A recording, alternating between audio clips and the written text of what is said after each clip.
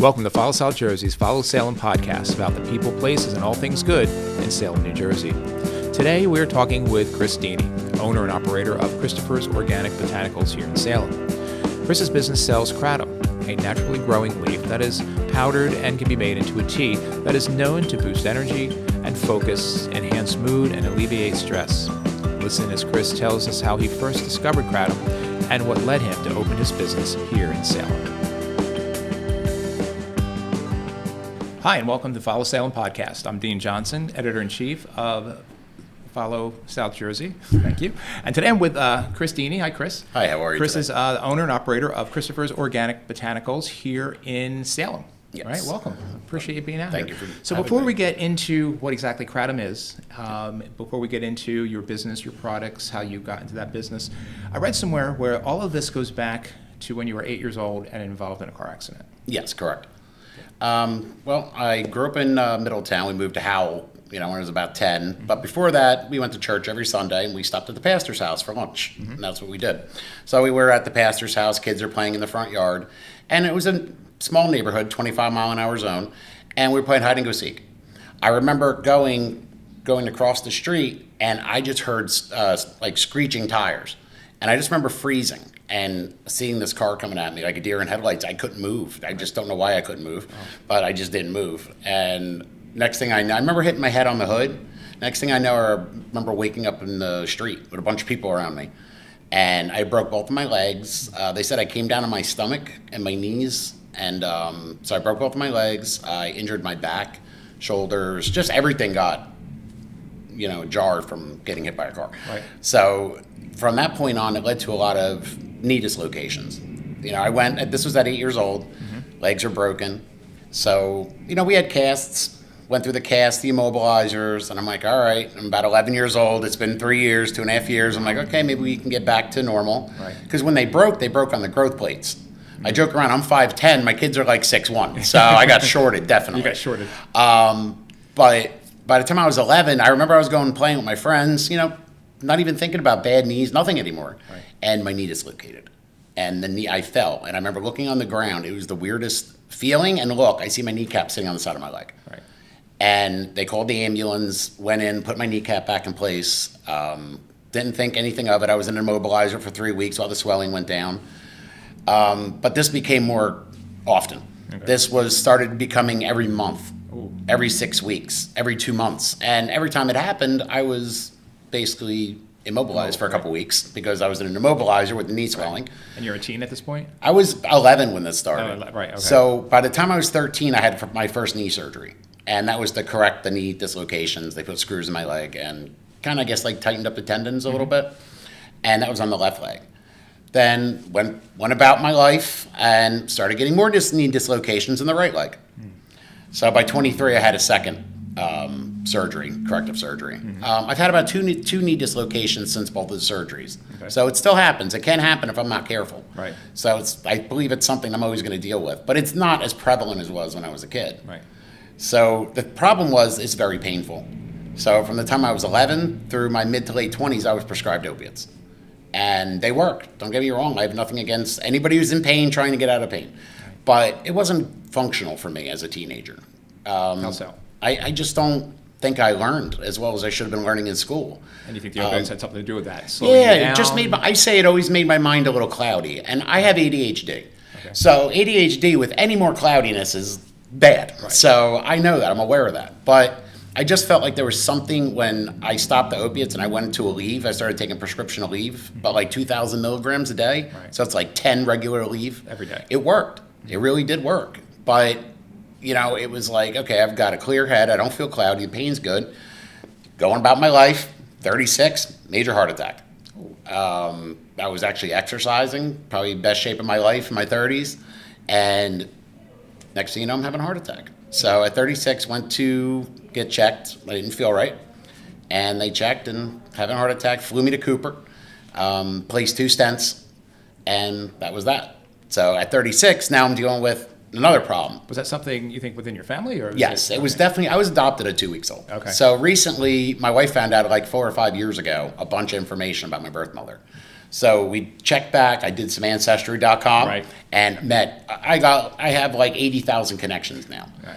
And I've met, she's either my half sister or my first cousin. We don't know yet. She's not, but she's my age, within a year of each other. Right. She lives in Florida. My whole family's from Florida, Georgia, Alabama. We're all from down south. So Interesting. it was interesting learning about that. Yes, every man in the family died by the time he was 50 from a heart attack. Okay.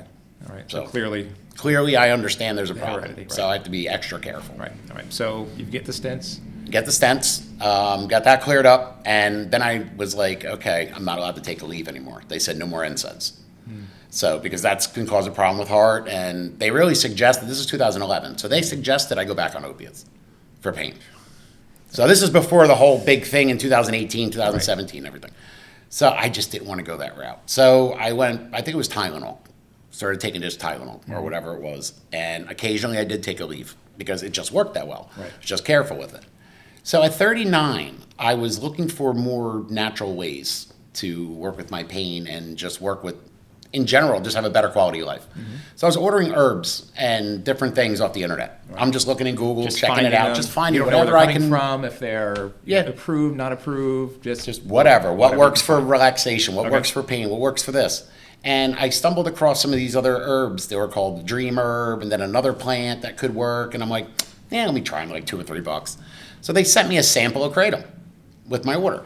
I'd never heard of it. I didn't even touch it. I put it up in my cabinet, and I waited a few months. It was Christmas morning, It 2000. just happened to be there, like an extra. Hey, try When I this. tell you everything happens for a reason, it happens for a reason. Okay.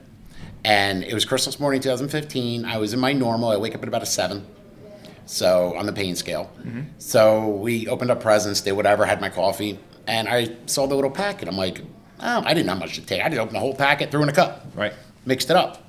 Within 20 minutes, I felt this sense of calm that I've never felt in my life. I felt relief from pain that I've never felt in my life from anything. Not even opiates didn't even work that well for me because they made me cloudy.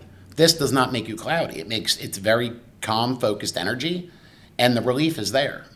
And it was from a cup of tea, and I was just blown away. I said, what is this stuff? So I contacted, obviously, the person I bought it from. I said, what was that sample you gave me? You know? So he explained it to me. It's kratom. It's a leaf from Indonesia. They dry out and make into a tea. I said, wow, that stuff's amazing. Where do you get it? And he's like, I get it from Indonesia. All right. So I put a post up on, I looked for international trading websites. I put up a post interested in buying kratom wholesale, just to see what it was. I think we purchased maybe over the first 6 months, maybe 50 pounds from Indonesia. I was just does trying it come in leaf form? Does it come in? From here in the United States, we see it in powder form. Right. Because the raw leaf, where they pluck the leaves from the tree or brew it as into tea, we can't ship raw leaves over here. Okay. It'll mold, get bacterias. Okay. So what they do is they pluck the leaves there, they go through a drying process. And after the drying process, they grind them down into a fine powder. Okay. And then it's shipped as bulk powder. And all that is done in Indonesia. That's all done in Indonesia. Okay. So when we order from Indonesia, then that gets shipped here in a bulk. It's usually like 55-pound packages Okay. of each type. And then we bring it to the co-packer. Co-packer tests it, breaks it down into the packages you see, and then we have to send it for testing. We test like 3 times Okay. for each batch. Each batch gets tested Yeah. about 3 times. Tested for what? We get tests for everything. We do random pesticide testing because there has been a couple people that have found pesticides in kratom. Most people that are harvesting kratom in Indonesia aren't using pesticides. Okay. It's natural. They go into the jungles, they harvest these plants, they harvest these trees. So there's not really pesticides. So they're not cultivating these. These are Wild harvest. Well, they do have plantations, but a lot of the stuff we try to get is wild harvested. So now it's getting a little more regulated in Indonesia. So you're seeing more plantation kratom than you are wild kratom. Okay. So it's a little more mixed now that it's becoming a little more popular. okay. So Demand is causing the need for Yeah. more supply. yeah, Indonesia just regulated kratom in September of 2024. Before that, it was a gray market, even in Indonesia. So they said we have to set standards because our group that we used, I've been using the same group since 2017. We really found a good group that cares. They take care of the farmers. They take care of everyone. Right. So it was really important for me to work with people that are going to take care of the people who are harvesting these plants. Right. So I couldn't be happier with the group we use. Right. So it's Christmas. You feel good. Yep. Then what? That led me on the rabbit hole to go learn everything I could about kratom. Okay. When I first discovered it, we knew there was at least 40 alkaloids in it. Alkaloids that work on all different parts of the body. And what's an alkaloid? Alkaloid, the main alkaloid in kratom is mitragynine. The main alkaloid in coffee is caffeine. Okay. So that's the easiest way to explain it to people. Okay. And so these alkaloids, the main alkaloid in kratom is mitragynine. So that alkaloid can give energy. But there's also another 40 plus alkaloids in there. There's alkaloids that are calcium channel blockers. There's alkaloids that work on just every different area of your body. It's like the guy from University of Florida, one of the main scientists, he said it's nature's pharmacy in a leaf. He said it has so many applications, but we don't know about it. We're still studying it. So we teach people about medication interactions. Like in the United States, in Indonesia, they drink kratom tea. They'll pluck a kratom leaf. That's what they, work and labor all day. I mean, is this a recent discovery, or have they been doing that? No, they've been doing this for thousands of years. Okay. In the United States, it seemed to come over after the Vietnam War. So it's native to Vietnam, Malaysia, Thailand, and Indonesia, Southeast Asia. Mm-hmm. So we saw it come over after the Vietnam soldiers. We saw people really started to talk about it. But it did not become popular. It was underground until probably the mid-90s. You started seeing it and hearing about it. Mm-hmm. And it really started becoming more popular online. There were some, smoke shops, vape shops, trying to sell those products as a replacement for whatever, it's an energy drink or whatever they were doing. But the real people were looking for it. They were looking for it online. They were studying it. And I realized that this plant has such potential that I just wanted to do it right. Because I ordered kratom a couple times after I originally found it from local people. It was sent to me in a Ziploc bag, written with magic marker, green Malay. A little sus there, right? And I'm like, I don't know where this guy is. So we did come to find out there was a lot of companies back there that were doing this out of their house or doing it out of their bathroom. Mm-hmm. There was videos that started coming out. People were packing capsules in their living rooms and bringing them to smoke shop. Like there was a bunch of stuff going on that was like, people were so scared. Mm-hmm. People were like, we want kratom that's tested. We want kratom that's packaged right. We want directions. So I said, all right, I saw a need for that. Mm-hmm. So I finally got a good source, good supplier. We brought it in, and I found a local co-packer. I talked to him about it. I said, I really want to do this right, proper labeling, packaging. Can you help me? Mm-hmm. And he did. Salem Botanicals got together with me and did a great job. When did your Christopher's Organic Botanicals begin? In 2016. Okay. So. And here in Salem? Here in Salem. Why here in Salem? The reason we chose Salem is I live in Carneys Point. I've lived up in Monmouth County basically my whole life. Mm-hmm. And in 2014, I got married. So I moved to Carneys Point. Mm-hmm. So when we found kratom in 2015, I was only here a year and a half or so. And I was looking in the area to see, obviously, most affordable rates. Sure. What kind of region I'm in. I hate the city. Where I grew up, it was city. Like Philly, so you like the big yes. city, New York, Philly. If you hear the Toms River, I grew up in that type of region. So it's shore traffic, it's constant traffic. When I started coming out here and realizing, when I first moved here, I got in my car and drove around for the first couple of days just to realize where I'm at. Right. And seeing the way the farm fields were, seeing the way just the creeks, the farm fields, the drive, not having to sit in traffic, that means a lot to me. Mm-hmm. This reminds me of Howell Township back in the 80s. Okay. When I first moved to Howell, this is the way Howell was. Okay. Very rural. They had the Howell Grange. They had everything was more rural. Then it got built up. It's huge now. Built up. It's like mini Staten Island. Mm-hmm. But when I came here, I'm like, oh my God, this is what I remember. Just the relaxed, atmosphere. And that's what really drew me. Right. 100%. To stay in Salem with my company. Right. So you opened up in 2017. Where are you located right now? We are technically in Quinton, but it's right down the road from Hoodocks. Right. And is it a walk-in, or is it just how do you? You can order online and pick up. We're not zoned for a storefront. Okay. So we want to create a kratom bar type atmosphere, mm-hmm. A natural plant alternative to alcohol, and also a little mini store too at the same point. Right. We're looking into that in 2019, right before COVID, and thank God we didn't do it. We almost pulled the trigger like 6 months before COVID. Oh. Thank God we did. You dodged a bullet. We did. We dodged a bullet, and then our industry tanked because a lot of companies were making synthetic products that aren't kratom, calling them kratom, mm-hmm. and it got dirty. That's all. Yeah. All right. So tell us a little bit more about the properties of kratom. Now you mentioned other people adding additives. How does one know what's in it? Well, it's not a regulated market. It's regulated in other places. So we want to. It's illegal in 6 states. 6 states. Correct. Why? Well, it comes back from the krypton. There was a product called Krypton out of Sweden in 2009. That product was a kratom product, but they put tramadol in it. They wanted to get people. Tramadol is an opiate. Okay. And they were putting it in there to get people high. Right. Well, Dominoes. Yeah. To get people high. So, because kratom doesn't get you high. So they were putting that in there, making it like a get high product, and 13 people died. So the first thought was this kratom product killed these 13 people. Right. So the word went out, the message went out, the damage is done. Whatever it was a year later, all the toxicologies came back, all the information came back, and they said, no, it was the tramadol in this product. It wasn't the kratom. Mm-hmm. But in the meantime, the United States had caught wind of this. These other states have caught wind of it. So I think it was 2014, some of them started banning it. And then in 2016, the DEA was going to ban kratom. Mm-hmm. So a lot of these states heard about this and just banned kratom. They said, we're going to ban it before they do. They're going to ban it anyway. Let's just ban it. Right. So they went and banned it. But in 2016, we had 125,000 signatures on a petition telling the DEA and FDA that this is a good thing. There's nothing wrong with this. Why are you trying to ban this? Right. So some are regulated in other states. Yes. And what does those regulations look like? The regulations are basically what we have in our packaging. You have to have your now some of them are putting for your alkaloid percentages, but you have to have directions for use. You have to have proper testing, proper labeling. Let people know what they're buying. Mm-hmm. Not where they just receive a blank package with a name on it and they have no idea what to do with it. Right. Up until about 2 years ago, there was no directions for use anywhere in the market. People were scared to put directions for use because the FDA was so negative against kratom. They were scared to death that if they give directions for use to somebody and something happens to that person, God forbid, now it's a legality. Right. But over the last couple of years, there's been so many studies on just regular plain leaf kratom powder that even the FDA did one last year. It has not been released yet.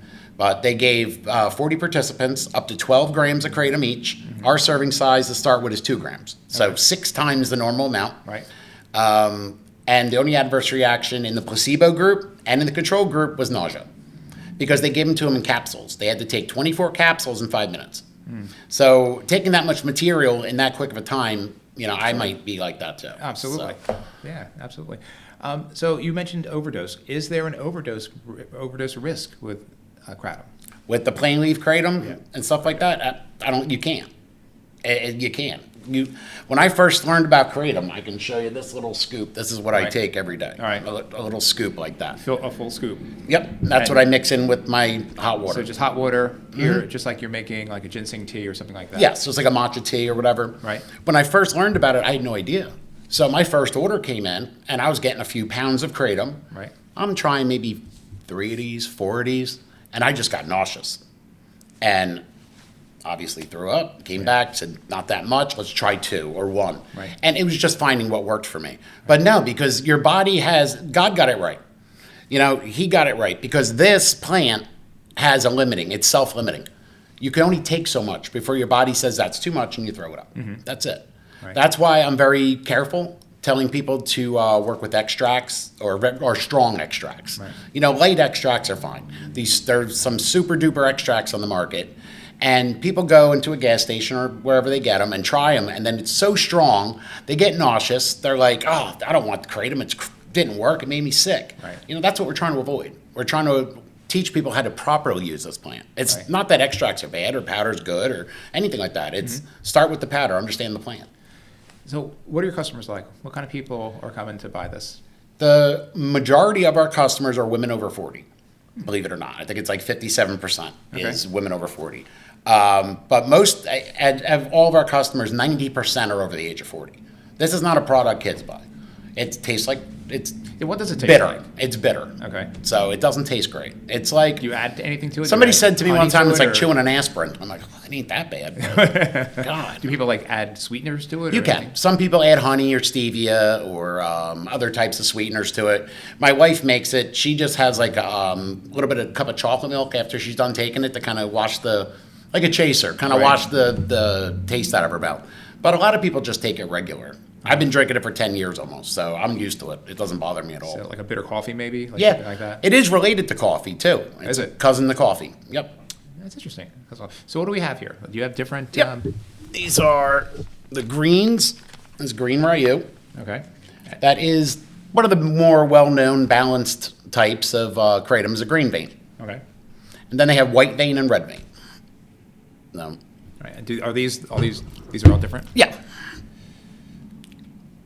And you can see on them, they have different mitragynine levels. Right. The ones with a little bit of a higher mitragynine level will automatically have a little bit more energy to them. Okay. So if you were to take 1 teaspoon of Red Valley with 0.95 and then take the same teaspoon of 1.5 or 1.6, Right. you would feel more energy from that same teaspoon.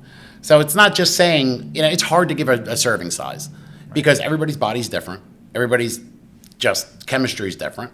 And the kratom varies. Right. So your scoop might be a little different every time. How long do these effects last? For me, about 4 to 6 hours. Okay, of energy. So you wouldn't recommend somebody taking this before bedtime? No, not at all. But what's funny enough, I just had he's also a known podcaster and other thing, and he was interested in kratom. I sent him a sample. Right. He's like, I don't believe this. I couldn't believe it. He's like, this really works. And I said, yeah, what'd you do? He's like, well, I tried a teaspoon at like 6 o'clock. He said, I don't drink coffee. I don't do anything like that. So by the time I come home, I'm pretty whooped. Right. He said, I made a teaspoon. And he said, later that night, I went to bed around 11 o'clock. He's like, I haven't had this good sleep in years. So if you can't take it right before bed. But if you take it 5 or 6 o'clock later that night, you might realize your sleep's a little better. Really? It's very, very different. But now you had mentioned that if you take more, it acts more like a sedative. Yes, it's more relaxing in higher doses. Lower doses, more energetic. And that can go for any of them. And what is considered the higher dosage? Like you say, you start with like one. That's of these. probably around 6 grams, 5 grams. Right, and that would be That's dose? moderate for me. That's a moderate dose. Yeah. Well, so you've taken low dose is about 2 to 3 grams. Is there a tolerance built up for something like this? I've been taking the same amount of kratom for 8 years. Like I started with a lot in the beginning, and I actually use less now than I did in the beginning. Right. So I don't believe so. I think there's your body. It almost builds like a blood level in your body. So I forget to take my kratom. That's when people are like, oh, kratom could be addictive. I'm like, no, I've never experienced that. And I was one of those people with an addictive personality as a younger person. Right. So I know what addictive personality is about. And how about the effect? You said it had an effect on pain. Yes. For me, it works better than anything I've ever tried. And how long does that last? Same thing, about 4 hours, 4 to 6 hours. Right. It depends on how much you take, how often you take it. Some people, like my wife, takes it once a day. She takes it at 5, 6 o'clock at night, doesn't take it again until the next night. Right. Me, I deal with more of a chronic pain issue, so I take it 3 to 4 times a day. Okay. Other people take it once every couple days. You know what I mean? Everybody's a little different. Right. So when people ask about addiction or dependence, I said there's a dependence. I said there is no addiction. Big, huge difference between addiction and dependence. I said there's been an 8-factor analysis done on kratom, 2 of them. Both have come back. Kratom has the same dependence as coffee or espresso or products like that. So there isn't an addiction, there's a dependence. Right. And the more you take it, more of a dependence there will be. Right. You know, I don't wake up, I take it 3, 4 times a day. I don't wake up in the morning craving anything except my coffee, unfortunately. Right. Yeah. And that's really the truth. Yeah. And that's the same for so many people. They don't crave it. The people that sometimes have a little bit more of an issue are the people that are taking these very strong, high concentrated extracts constantly and not doing the powder. When they're just constantly going after the extracts all the time, that's going to boost your tolerance to the roof. It really is, because it's not the same as taking the leaf. Right. So You can only take so much leaf. Yeah. How has business been? Do you see growth? Are you We seeing were more actually- growth now than you did in the early? No, we were doing twice as much revenue in 2019 and 2020 than we are doing now. Reason? Go ahead. Oh, I'm just saying. Now it's a downslope. Yeah, we went up, went down. Now we're starting to level. So we're maybe about 50% now instead of 60%. Okay. So it's a little better. But there's been a lot of products that have come on the market that are calling themselves kratom. They're not kratom. So people are being duped, basically. My daughter went over to one of the local shops, even in Pennsville here, and asked them, said, hey, you got kratom? No, we got this. And handed them the 708 stuff. And said, this is the new kratom. Kratom's dead. New kratom. So when I hear that, I'm like, so how much are you getting paid for marketing? But there's some people just need the education. They need the truth. Right. So is 708 evil? I don't think it's evil. It's better than fentanyl. But it's not like this. It's not kratom. Right. It's not the same as regular kratom. Are people using this for recovery? Yes, 100%. My buddy John, he is the founder of the McShin Foundation. He did we like to call it a little study that was outside the scope of his federal funding. He had people and they were really having problems. And he said, let me see. These people keep telling me this kratom stuff's helping them. So he took 30 people off the street and gave them access to Kratom for a week. He said, out of those 30 people, 29 successfully got off their drug of choice and stopped using with Kratom. Wow. So that's a case study right there. That's perfect to just say that, yes, it works. It's just getting the education for people to realize there's something here. Right. There really is. Right. Right. Are places using it? Are places who are helping those who are addicted?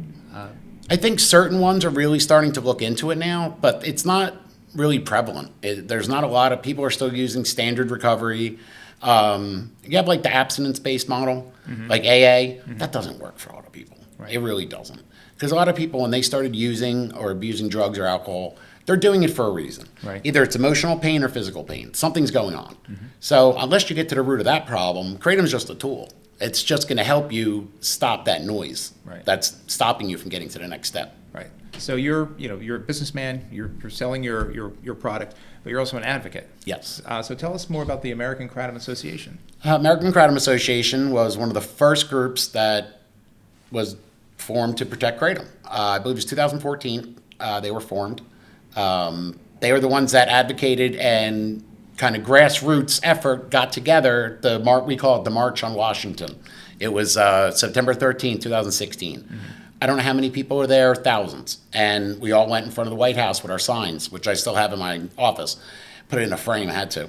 But we all went there and told our stories, sat in front of there, wanted everybody to know in D.C. what Kratom was.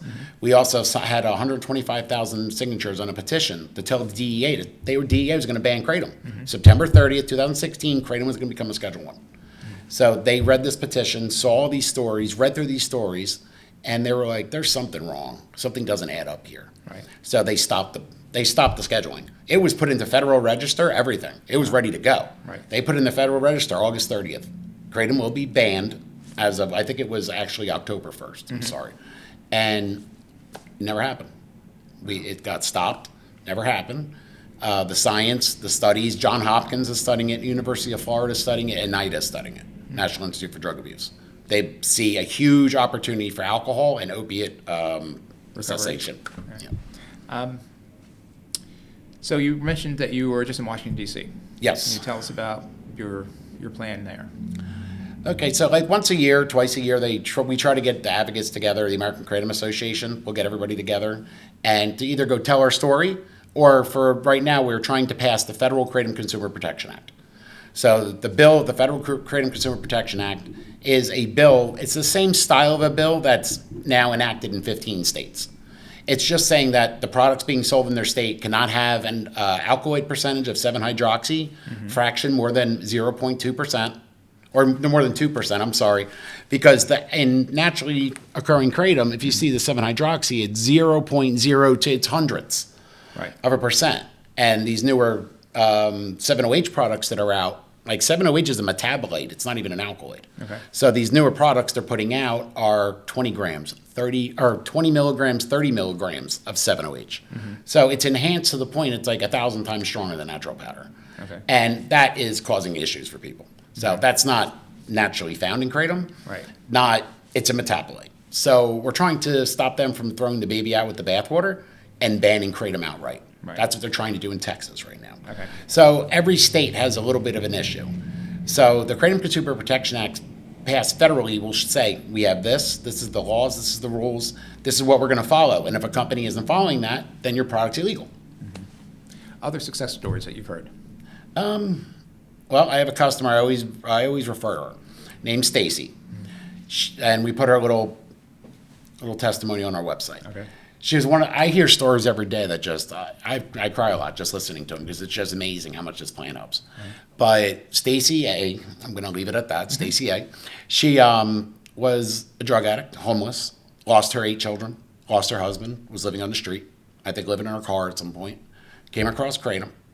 Kratom stopped that addiction and stopped that mind enough for her to go get help, go get what she needed to do, and within a year, she had her life back, her kids back, her husband back, and everything was, and it's like I'm saying, Kratom's a tool. It's not a fix-all. Right. But I can tell you, it really does. People that are like have an alcohol problem, I've watched them tell me, I've been told, they said, man, my desire to drink alcohol went away in like a week. I don't even think about it anymore. And I'm like, Yeah, that's what I'm trying to tell you. There's something here with this plant. I'm not saying it's a fix-all, but there's definitely something here. Right. It's interesting. So do you offer tutorials for, let's say, I want to start using this. I have no idea what to do. Sure. Are there recipes on your website? How do you learn how to properly use Kratom? Yes, we have blogs on our website. I think we're up to like 250 blogs now. We have a lot of information, but we also have cell phones, 2 cell phones. Call or text us anytime. We're not gonna, if we're not available, we're not gonna answer you back. But we're gonna talk to you. We're gonna help you. We're not gonna you're not on your own. And that's one of the things. A lot of people are left on their own, and there are companies that really want to help people, and that's why we built this company. We want people to understand the plant and understand where they can start and how it can work and what their issue is and how we can help them. That's why we're here. Interesting. Is there a limit to like underage or? Yes, under 21. New Jersey has the KCPA filed. New Jersey is one of the states. Will be regulated under the Department of Health. So that is still in the works right now. But right there, they're saying that no sales under 21. Right. So it'll be treated just like liquor, basically. And if you're using it medicinally, do under 21 take them at all, like through their parent, for example? I'll be honest with you. My story, I wish I would have known about Kratom as a teenager. Yeah. If I would have known about Kratom at 18, 17, my life would have turned out a lot different. Right. It really would have. Right. I'm not saying we all have our journey, we all are here, and that's that. But I'm just saying, if I would have known about Kratom back then, things would have been a lot different. Right. So I think it's up to the parents. If you have a child that's really bad, I think it's up to the parent to decide. I can't tell the parent. If I've had people come to me and ask me that question. I have a 16-year-old kid, and it's this problem and that problem with ADHD and all these other problems. I want to try Kratom for them. What do you suggest? I suggest you don't, because I can't give you that. Right. I can't give you that advice. But as a parent, as somebody who went through the chronic pain issues, yeah, I think there's somewhere where some people would benefit from it. But they just don't want kids going into smoke shops and gas stations and buying. Right. It's not going to kill them, but they start mixing stuff. I don't even think they would get the first scoop down, to be honest with you, because it's nasty. But there's other products that are like sodas and seltzers and everything. They might try. It's still bitter. There's no way to mask that taste. I don't care what kind of Kratom product it is. They're all bitter. Right. So it's not really enticing to children. Yeah. Kratom at all. They like the sweet more than that. Yeah. At least adults can handle the bitter. Correct. Even the adults have a problem with it. So what are the prices of things like this? Right there, that's a 4-ounce package. Right now, they're about $19. Actually, no, we have them 18. I know we're going to have to raise prices a little bit, $1 here and there, because everything going on. Yeah. So say $20 for a 4-ounce package. And that lasts? Average person, for me, that would probably last a week. But the average person, that could last them 2 weeks a month. Right. So I know people that go through that are on a regular regimen that deal with chronic issues. They go through about a pound a month. So you can go on our website and buy the pound. It's $70 or $65. Right. So, how about mixing with other medications? Somebody's on. I mean, I think obviously if they're on opioids, you wouldn't want that, or it's. There are people that do that either abuse opioids or take them regularly and just don't want to take them anymore. And what they have told me is they take their Kratom at opposite times of the opiates. They said if they take them at the same time, it seems to cancel it out. Right. I don't know. I've never done the experiment. Right. Blood pressure, cholesterol, medications. I take a cholesterol pill, heart pill, and an aspirin every day. I take my, I think it's rosuvastatin. I switched from simvastatin. Rosuvastatin, Coreg, and my aspirin. I have no issues with it. But there could be somebody who has an issue. Like I was saying, people in Indonesia, they pluck a leaf off the tree or chew it, use it for work. Right. United States, we kind of use 20 things. Well, take our Kratom with our Red Bull, with a cup of coffee, with, and it's just mixing everything. Right. There's going to be something, just be careful. Right. Any challenges with your supply chains? Do you find, especially with, have the tariffs had any effects? Not yet. In general, like I said, the FDA does not like Kratom, never has liked Kratom. They've had an import alert on it since 2014, which means a container comes over. If they see it's Kratom, they can confiscate it for no questions asked, hold it, and sometimes they'll hold it for 6 months just to mess with you, basically. Then they'll release it. Well, now you got something sitting in a container that's supposed to be edible for 6 months. Right. You're going to destroy it. So that's the type of games they play. So that's been the hardest part of our supply chain. Right. But Indonesia regulated kratom, so there was no shipments from September through this past, I think February, they finally were able to go. So now we're waiting for shipments to come into the United States. Should be the first, second week of May. Now they're talking about pausing it and reworking their regulations in June. So yeah, this is becoming a huge problem. But we also have Thailand. Thailand regulated kratom 2 years ago. Okay. So because they regulated kratom, we can also purchase from Thailand, but the price is twice as much. So yeah, the consumer is the one that's going to end up paying more in the end if we don't make sure that everything's running smooth. And we don't want to charge. We don't want to make kratom so unaffordable. People who need it can't afford it. Right. So. So you mentioned capsule. Do people take it in capsule form, tea form? What do you suggest? Yes, I like the tea. We do sell capsules. Even though it's bitter. Yeah, even though it's better. But we do sell the capsules. Capsules are obviously a little more money because they have to be encapsulated and everything else. Right. I don't think they work the same. And the reason being, say our capsules are 420 milligrams. So for 4 grams of kratom, which would be a little less than that, 4 grams of kratom, I have to take 10 capsules. Okay. So this is the same thing as the FDA study. How many capsules are you going to take? Right. So if you just take the scoop, Just mix it gelatin in, from the capsules mix or it in the whatever. water, drink it, call it a day. That's the best way it works. I'm just being honest. And we learned because people used to do a toss and wash, and this is how I started it when I first learned. You'd put a little kratom in here, and go toss it in your mouth, and then drink water to wash it down real quick. But you end up doing like the cinnamon challenge, and people are like, no, we're not doing that. So I tried that in the beginning, but then just making a cup of tea normally works great. Right. So, Where do you see the industry, the kratom industry, 5-10 years down the line? well, I think the way we're going, they're definitely going to regulate it. Either regulate it or ban it. Nationally or New Jersey? New Jersey's definitely going to do something in the next couple of years. They already have the KCPA, and it's already been filed. It just has to be approved and put into motion. Right. There's also ban bills. People that are trying to ban kratom in New Jersey. Right now. There's a ban bill. So the reason being is woman's son died from kratom. Said it was kratom. And I understand about losing a child. I really do. And she lost her son. But we got the toxicology reports, and they're public knowledge. Toxicology had morphine, or had fentanyl in it, had a couple other stuff in it, but they're saying it's because of kratom. Right. That's a lot of times what you'll see. People that are trying to get off other substances will have kratom in their system. Back in the day, there was 43 kratom deaths they were calling in the beginning. Come to find out, none of them were all just from kratom. They're all polysubstance abuse. They found one person got shot in the back and said it was a kratom-related death. Like, this is the type, honestly, I would have never. What are they afraid of then? Is it because maybe, is it the pharmaceuticals that don't I want think so. natural? I think so, 100%, because, that's what I'm saying. I'm not getting into politics, but our new administration, I think, is the best for natural. People that are into natural products, because I think that's really where they'll help it. I hope, at least. I really do. But people have said that kratom can get people off about 50% of the medications out there. So FDA's funded 60% by new drug application fees. Right. Do the math. It's, like I'm saying, I hope this is a whole new administration. We're not thinking that way anymore. Right. That we can really see there's area for everybody to play ball. You don't have to be a conglomerate monopoly. Like, we're trying to help people too. Right.